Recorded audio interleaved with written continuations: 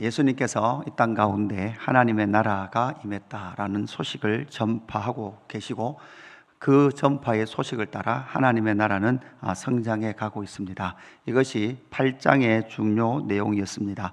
씨 뿌리는 비유와 등경의 비유, 그리고 바다를 잠잠하게 하시고 군대 귀신을 쫓으셨던 이야기, 야이로와 딸과 혈루증 여인의 치유받았던 그 사실, 이 이야기를 통해서, 이 사건을 통해서 누가는 하나님의 나라가 예수 그리스도를 통해 이 땅 가운데 성장해 가고 있다라는 것을 전해 주었습니다. 이제 9장에서부터 새로운 국면이 접어듭니다. 바로 하나님의 나라의 확장을 위하여 예수님은 제자들을 부르시고 부르신 제자들을 사역하게 하십니다. 그래서 하나님의 나라와 제자도, 하나님의 나라의 확장과 그 제자들을 통해서 이루어지시는 하나님의 나라의 확장의 모습을 오늘 말씀에서 살펴보게 되죠. 6장에서 예수님은 12제자를 확정하셨습니다. 밤이 맞도록 기도하시고 12제자를 확정하시고 평지순, 마태복음과 평행 구절인 바로 산상순이라는 하나님의 나라의 법, 하나님의 나라의 새로운 강령을 제자들에게 선언하셨습니다. 구약의 시내산에서 12지파를 통해서 모세가 그들에게 하나님의 나라의 법을 선포했던 것처럼 이제 새로운 12제자, 새로운 12제자들을 통해서 하나님의 나라가 열방 가운데 확장될 것을 보여주시면서 이제 그 12명의 제자들에게 하나님의 나라의 확장에 대한 메시지를 가르쳐주고 계시는 거죠. 먼저 9장부터 등장하는 12제자를 보내시면서 나타나는 모습은 무엇입니까? 예수님만 의지하는 제자도를 우리에게 먼저 보여주십니다. 9장 1절에 예수께서 12제자를 불러 모으사 모든 귀신을 제어하며 병을 고치는 능력과 권위를 제자들에게 주었습니다. 그러니까 이 능력과 권위를 누가 주셨습니까? 병 고치는, 귀신을 제어하는 그 모든 능력과 권위는 예수님께서 주셨습니다. 그렇게 예수님께서 주시면서 2절 하나님의 나라를 전파하며 앓는 자를 고치게 하려고 내보내시며 이렇게 말씀하고 있죠. 하나님의 나라가 전파되는 거죠. 하나님의 나라가 전파되는 것이 두 가지, 귀신을 제어하고 병이 고쳐지죠. 귀신은 바로 이 영적인 상태, 질병도 마찬가지죠. 이 질병도 결국은 생명이 파괴된 상태가 질병, 성경에서 병으로 나타나고 있는 거죠. 그래서 영혼의 생명과 영원한 생명을 전파하는 그 하나님의 나라를 전파하도록 예수님은 제자들을 부르시고 그 제자도의 첫 번째가 예수님만 의지하도록 하시는 거죠. 능력과 권위를 누가 주셨습니까? 예수님께 주셨습니다. 께서 주셨습니다. 그리고 그 능력과 권위, 귀신을 제어하고 병을 고치는 능력과 권위를 가진 그들이 3절부터 보니까 예수님이 그들을 내보내시면서 여행을 위하여 아무것도 가지지 말라, 지팡이나 배낭이나 양식이나 돈이나 두벌옷을 가지지 말며 어느 집에 들어가든지 거기서 머물다가 거기서 떠나라. 어떤 성이든지 너희를 영접하지 않거든 그 성을 떠날 때 발에 먼지를 떨어버려라, 이렇게 말씀하고 있는 거죠. 여러분, 이것은 무엇입니까? 그 모든 내보내시면서, 하나님의 나라를 전파하기 위해서 내보내시면서 그들에게 아무 것도 가지지 말라, 이렇게 말씀하실 때는 그들의 모든 이 하나님의 나라의 전파를 위한 그 여정은 누가 책임지신다는 거예요? 예수님께서 책임지신다는 거죠. 그들이 다른 어떤 것을 의지하는 것이 아니라 바로 예수님께서 그들의 삶을 책임지시고 그들에게 능력과 권위를 부여해 주신다라는 것을 우리에게 보여주고 있는 것이죠. 하나님의 나라가 임하면 귀신이 떠나고 병이 고쳐집니다. 이것이 바로 영혼의 생명과 육신조차도 영원한 때에 완전한 생명으로 우리에게 주실 것을 전파하는 제자도, 그 제자도의 그 제자의 길은 결국은 하나님과 주 예수 그리스도께서 책임지신다라는 그 믿음이 있지 않고는 그 길을 갈 수 없다라는 것을 우리에게 보여주고 있습니다.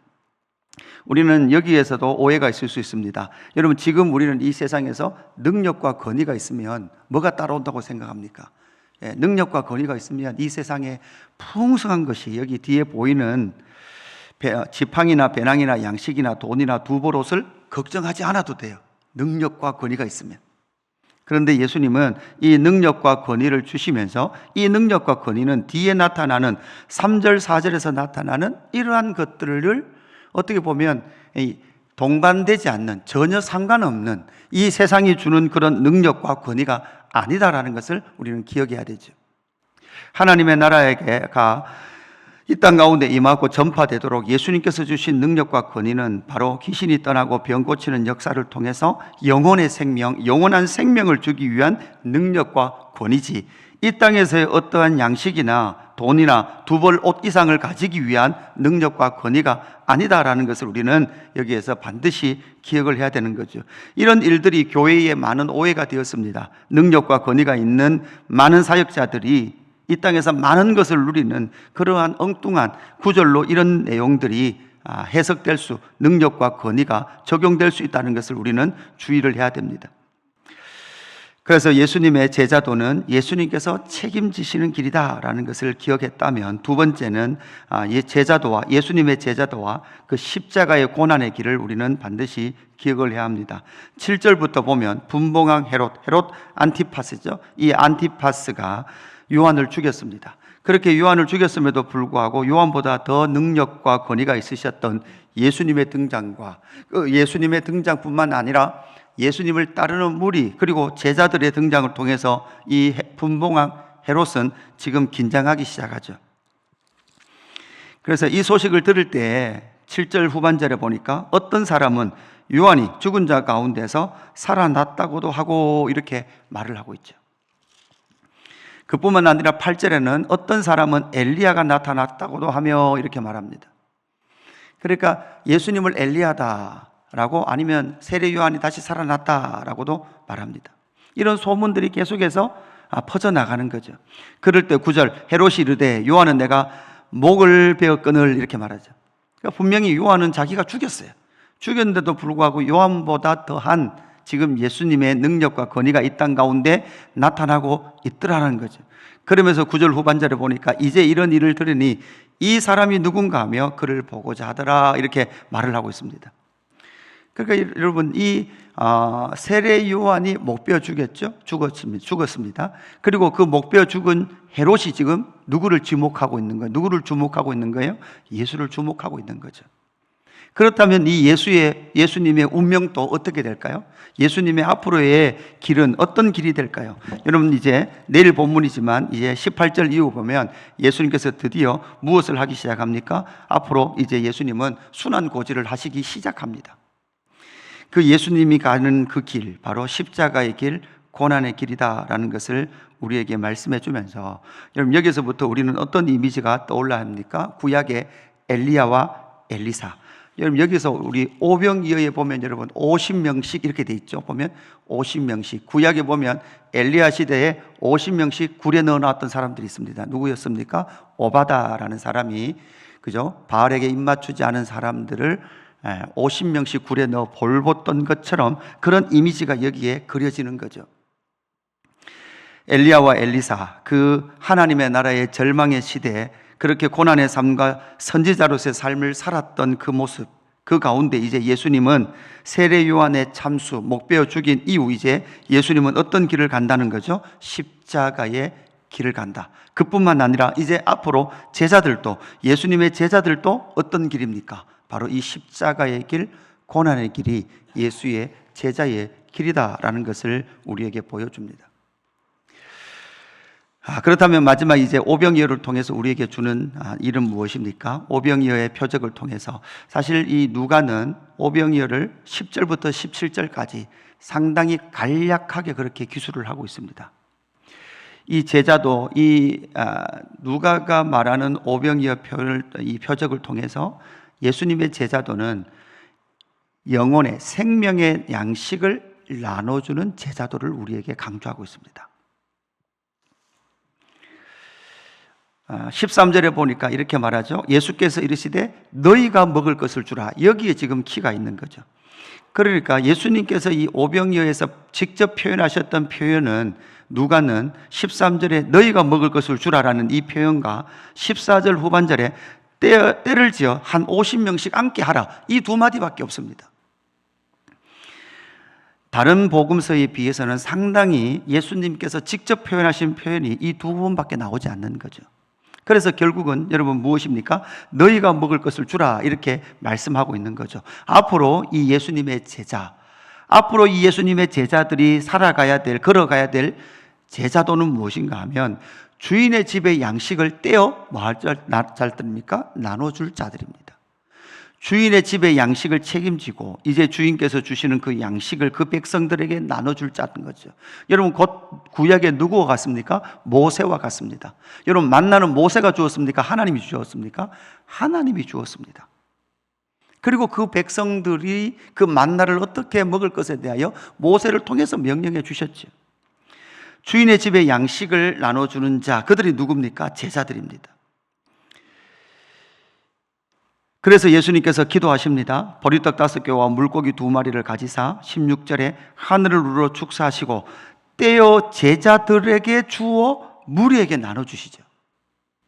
그러니까 예수님께서 축사하시고 그 떼어 나눠주는 그 모든 과정에 이 양식과 생명의 풍성함을 지금 누가 먼저 지금 증인으로 나타나고 있습니까? 제자들이 보고 있는 거예요. 사실 여러분, 많은 무리들이 지금 이 광경을 다 온전히 이해하지 못할 수도 있습니다. 사람이 많았기 때문에. 그러나 그 보리떡 5개와 물고기 2마리로 지금 축사하시고 남자만 5,000명 먹고 12바구니가 남았다는 것을 누구는 지금 정확하게 보고 있습니까? 제자들은 보고 있는 거죠. 생명의 양식을 나눠주는 그 제자, 그들이 바로 앞으로 이제 무엇을 해야 합니까? 하늘의 양식을 나눠주는, 생명의 양식을 나눠주는 일을 해야 되는 거죠. 여러분, 그러고 보니까 마태, 마가, 누가복음에는 이 오병이어가 대부분 이렇게 많이 축약되어 기록되어 있고, 가장 늦게 기록되어 있는 요한복음은 여러분 어떻게 되어 있습니까? 요한복음의 이 오병이어 기사는 상당히 긴 분량으로 기록하고 있습니다.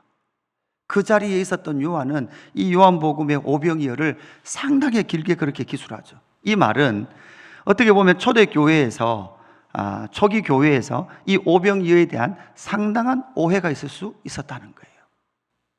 상당한 오해, 이 오해를 불식시키기 위하여 요한은 요한복음에서 이 오병이어의 표적을 통해서 그들은 이 오병이어의 오해, 단지 영혼의 빵의 양식의 나눠줌이라는 의미라든지 예수님을 왕 삼으려고 했다, 이런 이야기들은 어디에 다 기록되어 있다? 요한복음에 기록되어 있는 것을 우리가 보는 거죠. 그래서 우리는 이 누가복음에서도 이 오병이어를 오해하지 말아야 합니다. 오병이어의 핵심은 결국은 생명의 양식, 영원한 양식을 제자들은 앞으로 무엇을 해야 합니까? 그들에게 나눠주는 것이 바로 제자도다라는 것을 우리에게 말씀하고 있는 겁니다. 오늘 이 말씀을 통해서 하나님의 나라의 확장, 그 확장은 누구를 통해서 이루어집니까? 제자들을 통해서 이루어집니다. 그 제자의 삶은, 제자의 길은 어떤 길입니까? 예수님만 의지하는 길입니다. 그리고 그 길은 고난의 길, 십자가의 길, 예수와 함께 걷는 십자가의 길 뿐만 아니라 그 길을 가는 과정은 바로 영혼의 생명의 양식을 나눠주는 것이다 라는 것을 기억하시면서 오늘 이 하루도 예수님의 제자로 살아가는 저와 여러분의 하루의 삶이 되기를 주님의 이름으로 축복합니다. 하나님 아버지, 감사합니다. 예수님께서 책임지시는 그 길, 제자의 길에 우리를 불러주셔서 감사합니다. 우리를 불러주셨사오니 오늘 이 하루의 삶도 예수님의 제자의 길을 걸어가는 저희들 되게 하실 때 우리의 삶을 책임지시며 인도하시고 우리에게 또한 양식을 주셔서 떼어 전하라, 나눠주라라고 말씀하시는 그 말씀을 따라 오늘 이 하루도 영혼의 양식을 우리의 이웃들에게, 지체들에게 나누며 살아가는 하루가 될 수 있도록 인도하여 주옵소서. 하나님 아버지, 그 길이 예수님의 길, 십자가의 길일지라도 우리 모든 믿음의 지체들이 그 길을 함께 걸어갈 때 하나님의 나라가 열방 가운데, 땅끝 가운데로 확장되어져 가는 영광을 볼 수 있도록 인도하여 주옵소서. 감사함을 드리며 구주 예수 그리스도 이름으로 기도드리옵나이다. 아멘.